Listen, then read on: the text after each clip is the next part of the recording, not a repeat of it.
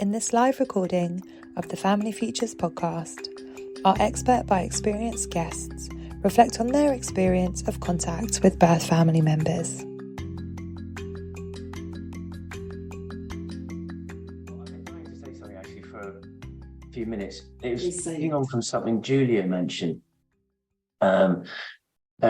She made a comment about a meetup at McDonald's, right? And I actually remember the last two times that I saw my birth mother were these meetings at McDonald's, genuinely. And it was we arrived, she's sitting there with a social worker, and it was very awkward and there's no structure to it.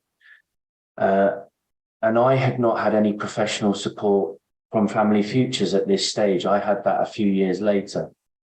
I was completely unable to process this type of contact.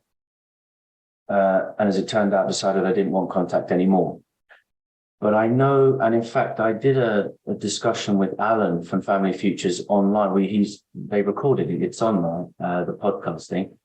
And I think the last moment of it, when Alan said we should maybe stop, was that actually the work I did with Family Futures, where it ended up getting me to was a place of true forgiveness for everything that's gone on.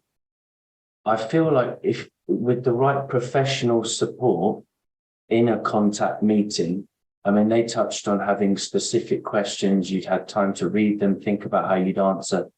I feel like as I'd got older and I'd had support and learned a lot more about emotions and so on, continuing on contact after that would have been far more possible. But it's just if you're still very young, you've had no real professional support with this, and you're just forced into these contact meetings because it's what social services are saying you need to do, that's different. And it was just disastrous. But the way they were describing structured meetings, professional support there, this I think would be a very good idea, as you say.